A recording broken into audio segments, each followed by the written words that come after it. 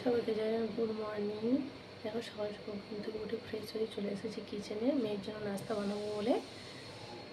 আজকে নিয়ে চলে এসেছিলাম একটা ছোট্ট মিনি ব্লগ, আশা করি আপনাদের ভালো লাগবে। দেখুন এখানে আটাটা মেখে নিচ্ছি নাস্তাটা বানাবো বলে। আর দেখুন এখানে আলুও কেটে নিয়েছি ভাজার জন্য।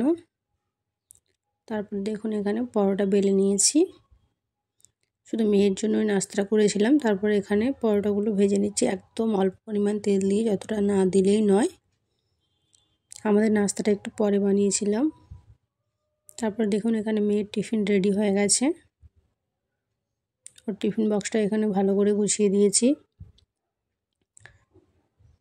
তারপর দেখুন এখানে মেয়েকে স্কুলে নিয়ে যাওয়ার জন্য রেডি করে দিয়েছিলাম। এখানে ওর চুল বেঁধে দিচ্ছিলাম, ও নাস্তা খাচ্ছিল। চুল বাঁধা প্রায় কমপ্লিটই হয়ে গেছে। তারপর দেখুন এখানে মেয়ে দেখুন স্কুল যাওয়ার জন্য রেডি হয়ে একটু ঢং করছিল, বলছে আমার ফটো তুলে দাও, আমার ভিডিও করে দাও। তাই বাচ্চা তো বাচ্চাও মাঝে মাঝে একটু মন রাখতে হয়, কারণ ওর ভালো লাগবে।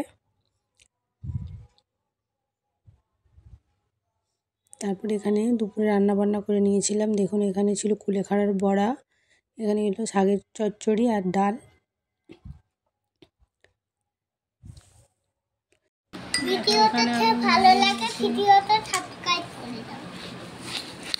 তারপরে এখানে সন্ধ্যাবেলা দুধ মুড়ি খাচ্ছিলাম, মেয়ে ওখানে দুধ খাচ্ছিল।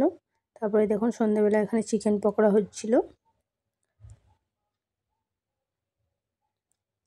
দেখুন এখানে চিকেনটা মাখা হয়ে গেছিলো। তারপরে এখানে চিকেন পকোড়া রেডি।